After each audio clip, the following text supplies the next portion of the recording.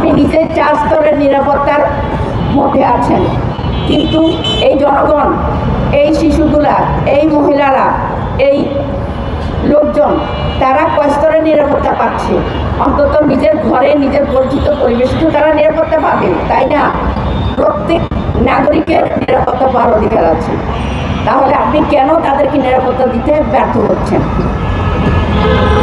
এই ব্যর্থতার দায় অবশ্যই আপনাকে বহন করতে হবে এবং পুরা প্রশাসনকে বহন করতে হবে। সরকার প্রধানের প্রতি আমার একটা আহ্বান, আপনারা ক্ষমতা নিয়েছেন, খুব ভালো কথা, আপনারা দেশ শাসন করেন, খুব ভালো কথা, আমরা আপনাদেরকে সহযোগিতা করব, খুব ভালো কথা, কিন্তু আমরা চাই না নারীর এই সহিংসতা বেশি দিন দিয়ে থাকুক।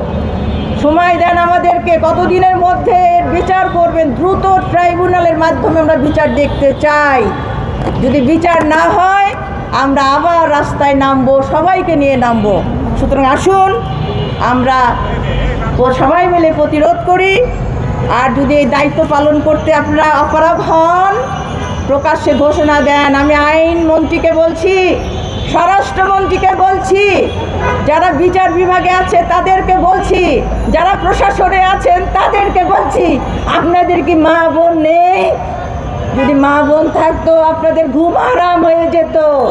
আজকে আমাদের ছোট্ট ছোট্ট শিশুরা আর্তনাদ করছে, আখিরাতে তারা প্রশ্ন করবে আল্লাহর কাছে, হে আল্লাহ, কেন আমাদেরকে মারা হলো? কি অপরাধ ছিল আমাদের? আমরা কি সেই প্রশ্নের উত্তর দিতে পারবো? পারবো না। সুতরাং আসুন আল্লাহকে ভয় করে সামাজিক বিচার, ন্যায় বিচার প্রতিষ্ঠা করি। নারীর প্রতি সহিংসতা প্রতিরোধে আমরা সবাই মিলে এগিয়ে আসি। আল্লাহ রাব্বুল আলামিন আমাদেরকে রক্ষা করুন। আমরা তেঁতুল গাছ রোপণ করে আমরা কি আম ফল আশা করতে পারি? প্রশ্নই আসে না। যে কুশিক্ষার বীজ বপন আমরা করছি, তা থেকে কোনো ভালো জাতি আমরা আশা করতে পারি না।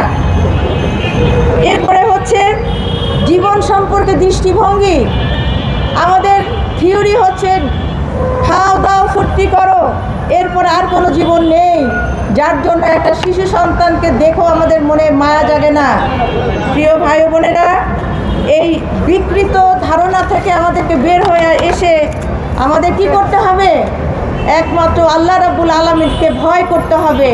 আল্লাহর ভয় সৃষ্টি করার জন্য যত উপায়দান, শিক্ষা ব্যবস্থা আছে সব কিছু আমাদের আয়ত্তে আনতে হবে।